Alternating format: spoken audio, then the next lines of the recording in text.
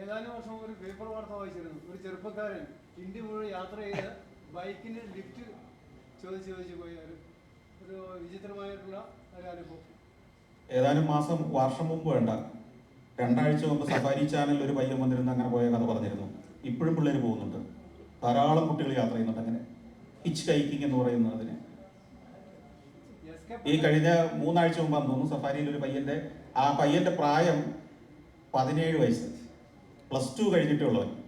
+2ന്റെ vacation 11 നിന്ന് 12ലേക്ക് കയറുന്ന വെക്കേഷനാണ് ഇവൻ യാത്ര ചെയ്തത്. ഞാൻ അവനേക്കാൾ അഭിനന്ദിക്കുന്ന അവന്റെ മാതാപിതാക്കളെ. ഇവനെ വിട്ടില്ലേ. പൊറ്റക്കാടിന്റെ യാത്രകൾ വായിച്ച് ഇൻസ്പയർഡ് ആളാണ് ഞാൻ. എനിക്കും യാത്ര ചെയ്യാനുള്ള താല്പര്യം ഉണ്ടായി, പക്ഷേ പൈസ ഇല്ല. ആ സാഹചര്യത്തിൽ ധാരാളം ട്രെയിനിൽ ടിക്കറ്റ് എടുക്കാതെ യാത്ര ചെയ്ത അനുഭവങ്ങൾ എനിക്കുണ്ടായിരുന്നു. അത് ഭാഗ്യം കൊണ്ട് ഇപ്പൊ നമുക്ക് അദ്ദേഹത്തെ കാണാനും സംസാരിക്കാനും അവസരം.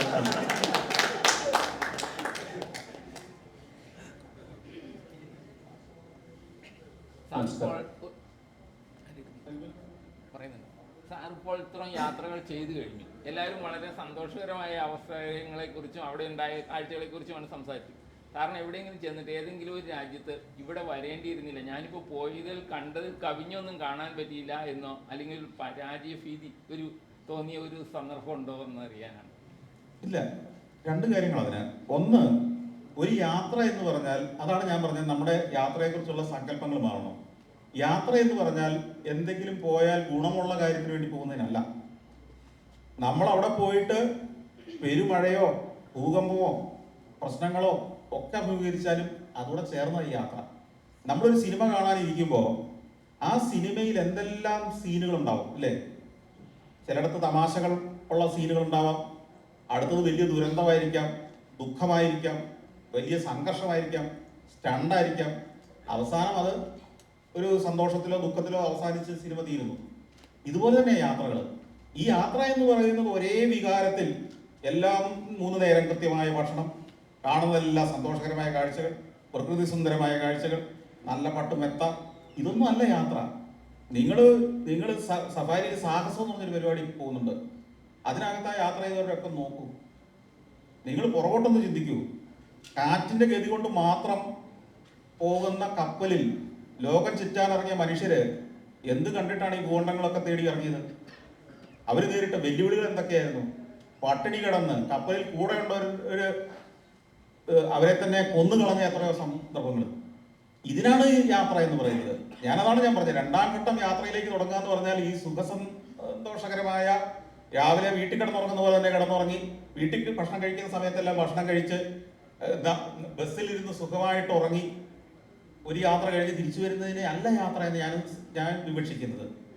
ഈ പറഞ്ഞ എല്ലാ വികാരങ്ങളും ഉണ്ടാണ്. നിങ്ങളുടെ ഫ്ലൈറ്റ് മിസ്സാവുന്നുണ്ടെങ്കിൽ ആയിക്കോട്ടെ, നിങ്ങൾക്ക് ട്രെയിനിൽ നിന്ന് നിങ്ങൾ ഒരാൾ ഇറക്കി വിടട്ടെ. ഈ അനുഭവങ്ങളോട് ചേർന്നാണ് യാത്ര. അപ്പോഴാണ് നിങ്ങൾ പുതിയ ജീവിതാനുഭവങ്ങളിലൂടെ കടന്നു പോകുന്നത്. വീട്ടിലിരുന്നാൽ കിട്ടാത്ത അനുഭവത്തിനല്ലേ നിങ്ങൾ പോയത്. അപ്പൊ അദ്ദേഹം ട്രെയിനിൽ യാത്ര ചെയ്ത് ടിക്കറ്റ് ഇല്ലാതെ യാത്ര ചെയ്തു, പക്ഷെ പൂർണ്ണമായ അനുഭവം അദ്ദേഹത്തിന് ഉണ്ടായില്ല. അദ്ദേഹത്തെ പിടിച്ചു വെക്കുകയും പോലീസ് അവിടെ ഇടുകയും ഫൈൻ ചുമത്തുകയും പറ്റുമെങ്കിൽ 2 ദിവസം ജയിലിലിടുകയും ഒക്കെ ചെയ്തിരുന്നെങ്കിൽ ആ യാത്ര സമ്പൂർണ്ണമായേനെ. ചോദ്യം ചോദിക്കാനുള്ള ദേവി ഒന്ന് എഴുന്നേക്കണം, നമുക്ക് മൈക്ക് കൊണ്ടുതരാം.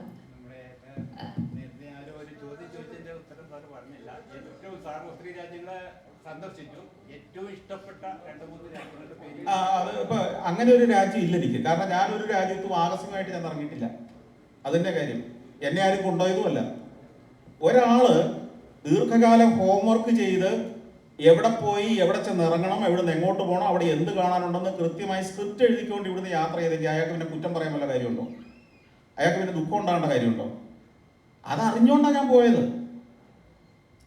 മനസ്സിലായില്ലേ? ഞാൻ അത് സെലക്ട് ചെയ്തതാണ്. ഞാൻ എല്ലാം പഠിച്ചിട്ട് പോകുന്ന യാത്രകളാണ് എൻ്റേത്. ഏത് നാട്ടിലേക്ക് ഞാൻ പഠിക്കാതെ പോകാറില്ല. ഓരോ ദിവസം എത്ര എപ്പിസോഡ് എനിക്ക് ഷൂട്ട് ചെയ്യാൻ പറ്റുമെന്നും അതിന് ഏതൊക്കെ സീനുകളിൽ ഏതൊക്കെ സ്ഥലങ്ങളിലൂടെ പോയാൽ അവിടെയൊക്കെ ഓരോ സ്ഥലത്തു നിന്ന് എത്ര മിനിറ്റ് വീതം എനിക്ക് ഫുട്ടേജ് കിട്ടുമെന്നും കണക്കൂട്ടി യാത്ര ചെയ്യുന്ന ഒരാളാണ് ഞാൻ. എങ്കിലും ഒരു ടെലിവിഷൻ ചാനൽ നടത്താൻ പറ്റുള്ളൂ.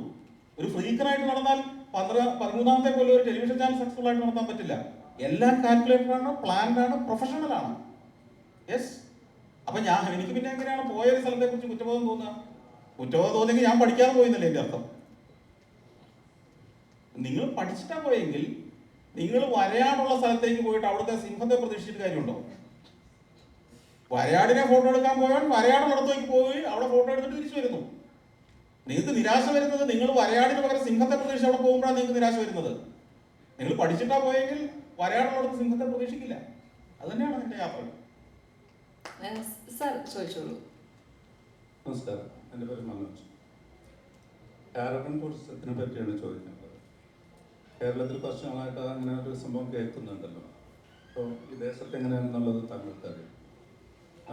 കേരളത്തിലെ ഒരു ഇടുക്കിയിൽ അവിടെ ഒരു കാരവൻ പാർക്ക് പോലുള്ള ഒന്ന് തുടങ്ങി, അത് പരാജയപ്പെട്ടു. ഇപ്പോൾ വേറെ ഒന്നും തുടങ്ങി. അപ്പോൾ അങ്ങനെ പോയിക്കൊണ്ടിരിക്കുകയാണ്. കാരവൻസ് ഉണ്ടാക്കുന്ന കാര്യത്തിൽ കേന്ദ്രത്തിൻ്റെ ഒരു നിയമമുണ്ട്. ലൈറ്റ് മോട്ടോർ വെഹിക്കിൾസിൽ മോഡിഫിക്കേഷൻ ഒന്നും വരുത്താൻ പാടില്ല. അപ്പോൾ അതിൽ നിയമപരമായിട്ട് കാരവൻ ടൂറിസം അല്ലെങ്കിൽ മോട്ടോർ ഹോം എന്ന് പറഞ്ഞത് അതിൽ നടത്തില്ല. പിന്നെ ഉള്ളത് അതിനേക്കാളും വലുതാണ്. അപ്പോൾ സാധാരണക്കാരന് അല്ലെങ്കിൽ ചെറിയ ചെറിയ വണ്ടികളിൽ 2.5 ലക്ഷം രൂപക്കൊക്കെ പഴയ വണ്ടി വാങ്ങിയിട്ട് യാത്ര നടത്തുന്ന ആൾക്കാർ എനിക്കറിയാം. അങ്ങനെയുള്ളവർക്കൊക്കെ ചെറിയ വണ്ടികളിൽ ഇത് ചെയ്യാനുള്ളൊരു സൗകര്യമില്ല. 30-40 വർഷം മുമ്പ് ഉണ്ടായിരുന്ന ഒരു മോട്ടോർ മോഡിഫിക്കേഷൻ റൂളിലാണ് നമ്മളിപ്പോഴും പോയിക്കൊണ്ടിരിക്കുന്നത്. അപ്പോൾ അങ്ങനെ ഒരു സാധനം ഇനി ഒരു കാരവൻ പാർക്ക് വന്നാൽ തന്നെ ഇടുക്കിയിലൊരു സ്ഥലത്ത് കൊണ്ടു വെച്ച് കഴിഞ്ഞാൽ ഈ 14 ജില്ലകളിലുള്ളവർക്ക് അല്ലെങ്കിൽ കേരളത്തിലേക്ക് വരുന്ന ഒരാൾക്ക് ആ പാർക്ക് പ്രയോജനപ്പെടുത്തണമെങ്കിൽ ഇടുക്കിയിൽ തന്നെ ചെല്ലണം എന്നുള്ളൊരവസ്ഥ. അങ്ങനെയല്ലല്ലോ വേണ്ടത്. അപ്പം എന്താണ് കാരവൻ ടൂറിസത്തിന് മുന്നോട്ട് കൊണ്ടുവരാൻ അല്ലെങ്കിൽ ആ മേഖല വഴിയുള്ള ടൂറിസം മെച്ചപ്പെടുത്താൻ വേണ്ടി താങ്കൾക്ക് പറയാനുള്ളത്? താങ്കൾ പറഞ്ഞ ഇവിടെ ഇപ്പോൾ ഒരു പാരഗ്രാഫ് പറഞ്ഞാൽ പുറത്ത് എത്തും, അല്ലെങ്കിൽ 4 കോളം വേറെ എവിടെയെങ്കിലും എഴുതിയിട്ട് കഴിഞ്ഞാൽ ഈ ബദിരകർമ്മങ്ങളിൽ എത്തും. അതുകൊണ്ടാണ് ആ ചോദ്യം. ഈ കാരവൻ നമുക്കറിയാം ലോകത്ത് വിജയിച്ച നാടുകളിലൊക്കെ എങ്ങനെയാണ് വിജയിച്ചതെന്ന്. കാരണം ഒന്ന്, ഇപ്പോൾ ഈ കാരവൻ ടൂറിസം കേരളത്തിൽ ലോഞ്ച് ചെയ്യുമ്പോൾ അത് അതിൻ്റെ മുന്നണിയിൽ നിന്ന് പ്രവർത്തിച്ച ആളുകൾ അതിനെക്കുറിച്ച് ഗൗരവമായി പഠിച്ചിരുന്നില്ല എന്നുള്ളത് എനിക്ക് കൃത്യമായിട്ട് അറിയുന്ന ഒരാളാണ്. കാരണം ഹ്യൂജ് ഇൻവെസ്റ്റ്മെൻറ്റ് വേണ്ട വലിയ എന്താ എനിക്ക് തോന്നുന്നത് ഭാരത് ബെൻസിൻ്റെ വലിയ ഷാസി എടുത്ത് അതിൽ ഒരു ദിവസത്തേക്ക് 25,000 രൂപ റെന്റിന് കൊടുത്താൽ മാത്രം വിജയിക്കുന്ന മട്ടിലാണ് അതിൻ്റെ ഇൻവെസ്റ്റ്മെൻറ്റ്സ് വന്നത്. അത് പിന്നീട് മുമ്പോട്ട് അധികം പോയുമില്ല.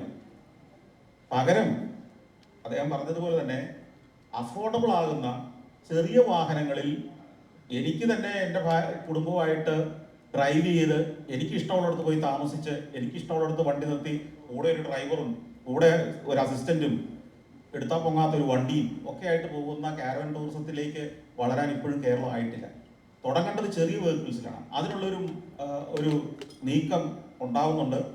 ഇപ്പോൾ മഹീന്ദ്ര ആ ഒരു അത്തരത്തിൽ ഈ ചെറിയ മഹീന്ദ്രയുടെ പിക്കപ്പിൽ കാരവനുമായി കാരവൻ ബിൽഡ് ചെയ്യുന്ന ഒരു പദ്ധതി അതിൻ്റെ അവസാന ഘട്ടത്തിലാണെന്നാണ് ഞാൻ മനസ്സിലാക്കുന്നത്. അവരെന്നെ ഇടയ്ക്കിടയ്ക്കെല്ലാം വിളിക്കുന്നുണ്ട്. അതിൻ്റെ ഉടൻ തന്നെ ലോഞ്ച് ഉണ്ടാവും എന്ന് പറയുന്നുണ്ട്. അതിൻ്റെ ചില മീറ്റിങ്ങുകളിൽ ഞാനും പങ്കെടുത്തിട്ടുണ്ട്, ഓൺലൈൻ മീറ്റിങ്ങിൽ. അതുകൊണ്ടാണ് എനിക്ക് ഇതിനെക്കുറിച്ച് അറിയുന്നത്. അപ്പോൾ അത് അത്തരത്തിലുള്ള ചെറിയ വെഹിക്കിൾസ് വരുമ്പോൾ വാഹനങ്ങൾ ഉണ്ടാവുകയും ആ വാഹനവുമായി യാത്രക്കാരുണ്ടാവുകയും ചെയ്യുമ്പോൾ തീർച്ചയായും എല്ലാ ജില്ലയിലും പെട്രോൾ കാർ ഇറങ്ങി കഴിഞ്ഞാലേ പെട്രോൾ പമ്പിൻ്റെ ആവശ്യമുള്ളൂ. ഇപ്പോൾ ഇടുക്കി മാത്രമേ പെട്രോൾ പമ്പ് ഉള്ളൂ എന്ന് പറയാൻ കാര്യം വണ്ടി ഇറങ്ങിയിട്ടില്ല. അതുകൊണ്ടാണ്. വണ്ടി ഇറങ്ങിക്കഴിഞ്ഞാൽ എല്ലായിടത്തും കാരവൻ പാർക്ക് ഉണ്ടാവും. കാരവൻ പാർക്ക് ഒരു ലാഭകരമായ ബിസിനസ്സായി മാറും. കാരവൻ പാർക്ക് എന്ന് പറയുമ്പോൾ വെറുതെ കാരവൻ പാർക്ക് ചെയ്യുക മാത്രമല്ല, അവിടെ ഫ്യൂവലിങ് അല്ലെങ്കിൽ അവിടുത്തെ ഫുഡ്, അവിടുത്തെ അവിടെ നിന്നുള്ള മറ്റ് ടൂർ ആക്ടിവിറ്റീസ് അവിടുന്ന് പോകാവുന്നത്, അങ്ങനെ നിരവധി ആക്ടിവിറ്റീസിൻ്റെ ഒരു കേന്ദ്രമായിട്ട് ഒരു ടൂറിസം ഹബ്ബായിട്ട് ഓരോ കാരവൻ പാർക്കും മാറും. അതിന് ശരിക്കും 1 ഏക്കർ 1.5 ഏക്കർ സ്ഥലമുള്ള ആർക്കും പറ്റുന്നതാണ്. ഇപ്പം മലമ്പ്രദേശങ്ങളിൽ മാത്രമല്ല തീരപ്രദേശങ്ങളിലൊക്കെയുള്ള ആളുകൾക്ക് അവരുടെ വീടിനോടനുബന്ധിച്ച് പോലും വേണമെങ്കിൽ ഓരോ കാരവൻ പാർക്ക് തുടങ്ങാവുന്നതേ ഉള്ളൂ. അപ്പം ആ രീതിയിൽ വലിയ സാധ്യതയുണ്ട്. പക്ഷേ ഞാൻ പറഞ്ഞല്ലോ, നമ്മുടെ നിയമങ്ങൾ പലതും കാലഹരണപ്പെട്ട് ഇപ്പോഴും റിജിഡായി നമ്മൾ ഇന്ത്യയും കേരളവും ഒക്കെ ഒത്തിരി മാറുന്നുണ്ടെന്ന് പറയുമ്പോഴും മാറേണ്ട പല കാര്യങ്ങളിലും ഉണക്ക നിയമങ്ങളും പറഞ്ഞ് മുട്ടായുക്തിയും പറഞ്ഞ് ഇരിക്കുന്ന ഉദ്യോഗസ്ഥരും വാശി പിടിച്ചിരിക്കുന്ന സർക്കാർ സംവിധാനങ്ങളുമാണ് ഇതിനൊക്കെ താരം. എന്നിട്ട് നമ്മൾ കോടിക്കണക്കിന് രൂപയുടെ പരസ്യം അല്ലെങ്കിൽ പ്രഖ്യാപനങ്ങൾ ഒക്കെ ഇപ്പൊ ടൂറിസം വളരുമെന്ന് പറഞ്ഞ് നടത്തും. ചെയ്യേണ്ട കാര്യം ചെയ്യാതെ നമ്മൾ ചില കാര്യങ്ങളിലേക്ക് ഇറങ്ങി പുറപ്പെടുമ്പോൾ ഉണ്ടാകാവുന്ന പരാജയമാണ് ഈ കാരവൻ ടൂറിസം ഇതുവരെ ഉണ്ടായത്. അല്ലെങ്കിൽ ഈ കഴിഞ്ഞ 5 വർഷം കൊണ്ട് അത് വലിയ തോതിൽ വളർന്ന് വലിയ വിജയം നേടുന്ന ഒരു മേഖലയാണ് കാരവൻ ടൂറിസം.